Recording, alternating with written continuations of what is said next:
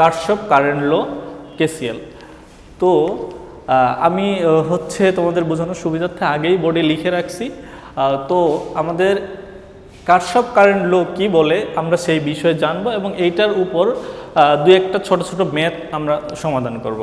তো আমরা প্রথমে কারশফ লটা একটু দেখে নিই।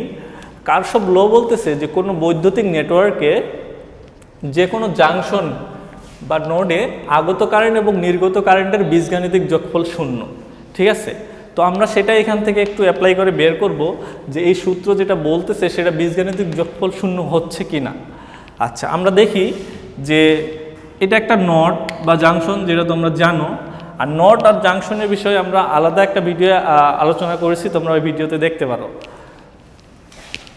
তো দেখো, এই যে একটা নোড বা জাংশন, এই নোডের মধ্যে আমি কারেন্ট ডিরেকশন দিয়ে রাখছি যে এই কারেন্টগুলো ঢুকতেছে আর এই যে এই কারেন্টগুলো বের হচ্ছে। তাহলে আমরা এই কারশফ কারেন্ট লর সূত্র অনুযায়ী আমরা কি লিখতে পারি সেটা আমরা একটু লিখে ফেলি। দেখো যে আমাদের যে কারেন্টগুলো ঢুকতেছে সেই কারেন্টগুলো হচ্ছে I1 এবং আমাদের কারেন্ট ঢুকতেছে হচ্ছে I4, আর আমাদের কারেন্ট আর ঢুকেনি, সবগুলো বের হচ্ছে। এখন যে কারেন্টগুলো বের হচ্ছে সেটা হচ্ছে I2, আর কে বের হচ্ছে I3, আর কে বের হচ্ছে I5। আচ্ছা, I5 আর বের হচ্ছে I6।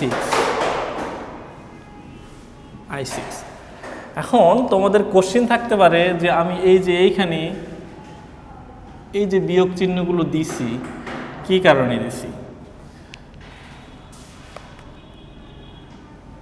দেখো আমাদের কারেন্ট ডিরেকশনগুলো আমরা সব সময় একটা বিষয় খেয়াল রাখবো, যেই কারেন্টগুলো ঢুকবে আমরা সেগুলোকে প্লাস চিহ্ন দিয়ে নিচ্ছি এবং যেটা বের হয়ে যাচ্ছে যেহেতু ডিরেকশনটা বিপরীত তাহলে এটার সামনে আমি একটা মাইনাস চিহ্ন নিয়ে নিচ্ছি। ঠিক আছে, আচ্ছা, এটা যদি আমরা সমাধান করি তাহলে আমরা পাবো কি I1 প্লাস I4, আর এই প্লাস আর এই মাইনাসে কি হয়ে যাবে আমাদের। আচ্ছা, আমি একটু লাইনটা নিচে দেখি। I4 প্লাস আর মাইনাসে আমাদের কি হয়ে যাবে minus I2 minus I3 minus I5 minus I6 সমান সমান 0। এটাই মূলত ছিল আমাদের বীজগাণিতিক যোগফল 0। ঠিক আছে, তো আমরা সহজভাবে যদি বলতে চাই যে আমাদের কোনো নোড বা জাংশনে যে কারেন্টগুলো আসতেছে এবং যে কারেন্টগুলো বের হচ্ছে সেটা সমান হবে, সেটা কিভাবে লিখতে পারি I1 প্লাস I4। এই যে বিয়োগ যেগুলো আছে, যেগুলো কারেন্ট বের হয়ে গেছে সেই কারেন্টগুলো আমরা যদি সমান সমানের ওপাশে নিয়ে যাই তাহলে আমাদের হয়ে যাবে I2 plus I3 plus I5 plus I6। এই যে সূত্রটা বা এই যে সমীকরণটা দেখে আমরা এই সূত্রের সাথে প্রমাণ করতে পারি যে কোনো নেটওয়ার্ক বা কোনো নেটওয়ার্কের যে জাংশনে বা নোডে আগত কারেন্ট এবং নির্গত কারেন্টের বীজগাণিতিক যোগফল 0। আচ্ছা, আমরা এখন একটা ছোট্ট সমস্যার সমাধান করে দেখব যে আসলে কিভাবে কাজ করে এটা। দেখো, আমরা তাহলে টোটাল কারেন্ট পাইলাম। এই টোটাল কারেন্টটা এই দিক দিয়ে লাইন হয়ে কি I1 হয়ে যাবে। তাহলে আমরা বলতে পারি IT সমান সমান I1 সমান সমান 2 অ্যাম্পিয়ার। ঠিক আছে, এখন আমরা I2টা বের করব।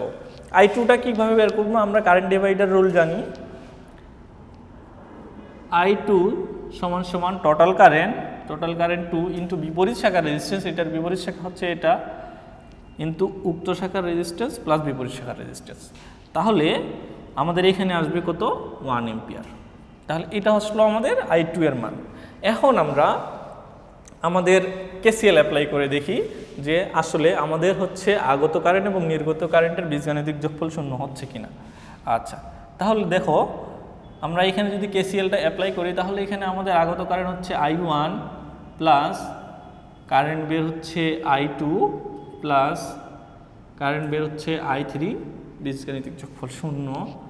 তাহলে দেখো এখানে I1 এর মান কত, I1 এর মান আমরা বের করে রাখছি 2 মাইনাস প্লাস মাইনাসে মাইনাস হয়ে গেছে, I2 এর মান হচ্ছে 1, প্লাস মাইনাসে মাইনাস, I3 এর মান আমরা তো বেরই করব, 3 হচ্ছে I3 সমান সমান 0। তাহলে I3 কত হবে, এদিকে এটা গেলে আসবে 1। আচ্ছা, তাহলে আমাদের I1 এর মান আসলো 2, I2 এর মান আসলো 1 এবং I3 এর মান আসলো 1। ঠিক আছে, তাহলে এখন আমরা একটু দেখি যে আমাদের যে বীজগাণিতিক যোগফল শূন্য হচ্ছে কিনা। দেখো আমাদের কারেন্ট I1 এটা ঢুকতেছিল, ঠিক আছে, আর কি হচ্ছিল, I2 বের হচ্ছিল, I3ও বের হচ্ছিল, সমান সমান আমাদের শূন্য আসার কথা। তো তাহলে আমরা একটু মানগুলো বসাই দেখি। তো এটার মান 2 আসছে, -1 -1, তাহলে এখানে আমাদের কি আসবে, 2 - 2 সমান সমান 0। তাহলে আমাদের এটা প্রমাণিত হয়ে গেল।